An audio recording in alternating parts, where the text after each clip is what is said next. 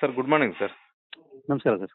Sir Maruti ಪಾಗುಣ ಅಂತ guarantee sir. News ಇಂದ political bureau head ಮಾತಾಡ್ತಾ ಇದ್ದೀನಿ. ಸರ್ ಸರ್ ಮುಖ್ಯಮಂತ್ರಿಗಳ ವಿರುದ್ಧ ನೀವು ಮೂಡ ಪ್ರಕರಣದ ಬಗ್ಗೆ ಸುದೀರ್ಘವಾದಂತಹ ಹೋರಾಟವನ್ನು ಮಾಡ್ಕೊಂಡು ಬರ್ತಾ ಇದ್ದೀರಾ. ಬಹುತೇಕ ಈಗಾಗಲೇ ವರದಿ ರೆಡಿ ಆಗಿದೆ. ಸೋಮವಾರ ಲೋಕಾಯುಕ್ತ ರಿಪೋರ್ಟ್ ಎಲ್ಲವೂ ಕೂಡ ಕೋರ್ಟ್ಗೆ ಸಲ್ಲಿಕೆ ಆಗುವಂತ ಸಾಧ್ಯತೆ ಇದೆ ಅಂತ ಮಾಹಿತಿ ಸಿಗ್ತಾ ಇದೆ. ನಿಮ್ಗೆ ಏನಿದೆ ಸರ್ ಈ ಬಗ್ಗೆ ಮಾಹಿತಿ ಏನಿದೆ? ಸರ್ ಅಂದ್ರೆ ಅಧಿಕೃತವಾಗಿ ಯಾವ ರೀತಿಯ ವರದಿ ಸಲ್ಲಿಸಿರೋದು ನನಗೆ ಮಾಹಿತಿ ಇಲ್ಲ.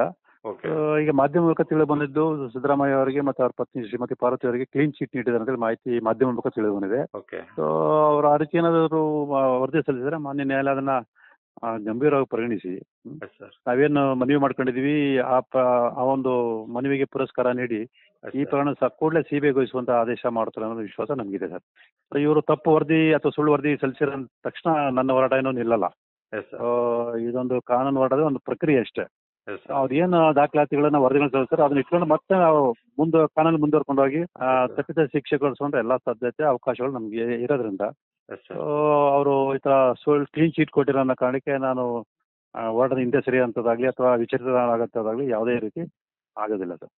ತಾವು ಒಂದ್ ಕಡೆ ಸೆಷನ್ಸ್ ಕೋರ್ಟ್ ಅಲ್ಲಿ PCR ದಾಖಲನ್ನ ಮಾಡಿದ್ರೆ, ಮ್ಯಾಜಿಸ್ಟ್ರೇಟ್ ಕೋರ್ಟ್ ಅಲ್ಲಿ PCR ದಾಖಲನ್ನ ಮಾಡಿದ್ರೆ, ತದಬಳಿಕ ಇಡಿಗೂ ಕೂಡ ತಾವು ದೂರು ಕೊಟ್ರಿ.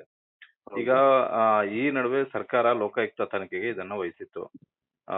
ಕೇವಲ 14 ನಿವೇಶನಗಳಷ್ಟೇ ಅಲ್ಲ, ಲೋಕಾಯುಕ್ತದಲ್ಲಿ ಮೈಸೂರು ಮೂಡದಲ್ಲಾಗಿರುವಂತಹ ಎಲ್ಲಾ ನಿವೇಶನಗಳ ಬಗ್ಗೆನೂ ಕೂಡ ತನಿಖೆ ಆಗ್ಬೇಕು ಅನ್ನುವಂತಹ ಒಂದು ರೀತಿಯಲ್ಲಿ ಮೊನ್ನೆ ಇಡಿ ಅವರು ಪತ್ರಿಕಾ ಹೇಳಿಕೆ ಬಿಡುಗಡೆ ಮಾಡಿದಂತಹ ಬೆನ್ನಲ್ಲೇ ಈಗ ಲೋಕಾಯುಕ್ತರಿಂದ ತರಾತುರಿಯಲ್ಲಿ ಈ ವರದಿ ರೆಡಿ ಆಯ್ತು ಅನ್ನುವಂತಹ ಒಂದು ಅನುಮಾನ ತಮ್ಗೇನಾದ್ರೂ ಇದೆಯಾ ಅಂತ? ಖಂಡಿತವಾಗ್ಲೂ ಸರ್, ಖಂಡಿತವಾಗ್ಲೂ ನಾವು ಮೊದಲಿನ ಕೂಡ ಅನುಮಾನ ಲೋಕಾಯುಕ್ತ ಸಂಸ್ಥೆ ಮೇಲೆ ಅನುಮಾನ ವ್ಯಕ್ತಪಡಿಸಿದ್ವಿ. ಯಾಕಂದ್ರೆ ನಾನು ದೂರು ಕೊಡೋಕ್ಕಿಂತ ಮುಂಚೆನೆ ಲೋಕಾಯುಕ್ತ ಅಧಿಕಾರಿಗಳು ಆರೋಪಗಳ ಜೊತೆ ಶಾಮೀಲಾಗಿರೋದಕ್ಕೆ ನಮ್ಮ ಸಾಕ್ಷ್ಯಗಳಿದೆ.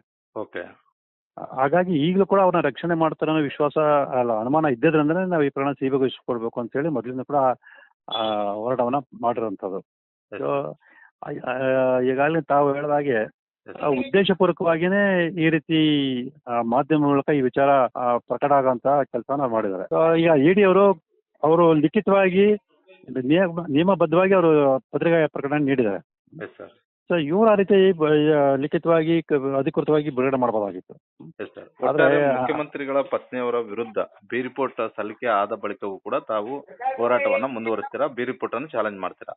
ಖಂಡಿತವಲ್ಲ ಸರ್. ನಮ್ಮ ಕಾನೂನು ಏನಿನ ಅವಕಾಶ ಎಲ್ಲ ಅವಕಾಶನೂ ಕೂಡ ನಾವು ಬಳಸ್ಕೊಂಡು ನಾನು ಮಾಡೋ ಆರೋಪನ ಸಾಬೀತುಪಡಿಸಿ ಅವ್ರ ಶಿಕ್ಷೆ ಕೊಡಿಸುವಂತ ಎಲ್ಲ ಕೆಲಸವನ್ನು ಮುಂದುವರಿಸ್ಕೊಂಡು ಹೋಗ್ತೀನಿ ಸರ್. ಈ ತನಿಖೆ ಸಂದರ್ಭದಲ್ಲಿ ನೀವು ಲೋಕಾಯುಕ್ತ ಅವ್ರ ಮೇಲೆ ಏನಾದ್ರು ನಿಮ್ಗೆ ಅನುಮಾನಗಳಿದ್ವಾ ಸರ್? ಹೌದು ಸರ್, ಅನುಮಾನಗಳು ಇದ್ದಿದ್ರಿಂದ ಈ ಪ್ರಕರಣ ಸಿಬಿಐಗೊಳಿಸಬೇಕು ಅಂತ ಮಾನ್ಯ ಚೆನ್ನಾಗಿ ನಾವು ಅರ್ಜಿ ಸಲ್ಲಿಸ್ಕೊಡಿರುವಂಥದ್ದು. ಸೊ ಅವರು ಈಗಲೂ ಕೂಡ ಅವರೇನಾದ್ರು ನನ್ನ ಒಂದು ಸಾಕ್ಷ್ಯಗಳನ್ನ ಪರಿಗಣಿಸಿದೆ ಏಕಪಕ್ಷೀಯ ನೋಡಿಕೊಂಡು ಆರೋಪಿಗಳನ್ನ ರಕ್ಷಣೆ ಮಾಡೋ ನಿಟ್ಟಿನಲ್ಲಿ ಸುಳ್ಳು ವರದಿಗಳನ್ನ ಸಲ್ಲಿಸಿದ್ರೆ ತನಿಖಾಧಿಕಾರಿ ವಿರುದ್ಧನೂ ಕೂಡ ಕಾನೂನಾತ್ಮಕ ಹೋರಾಟ ನಡೆಸೋದಕ್ಕೆ ನನಗೆ ಅವಕಾಶ ಇರೋದ್ರಿಂದ ಆ ನಿಟ್ಟಿನಲ್ಲಿ ಕೂಡ ನಾನು ಹೋರಾಟನ ಮುಂದುವರ್ಸ್ಕೊಂಡು ಹೋಗ್ತೀನಿ. Yes sir, okay okay, thank you sir, thank you guarantee news ಜೊತೆ ಮಾತಾಡೋದಕ್ಕೆ. ಗ್ಯಾರಂಟಿ ನ್ಯೂಸ್, ಸುದ್ದಿ ಖಚಿತ, ನ್ಯಾಯ ನಿಶ್ಚಿತ.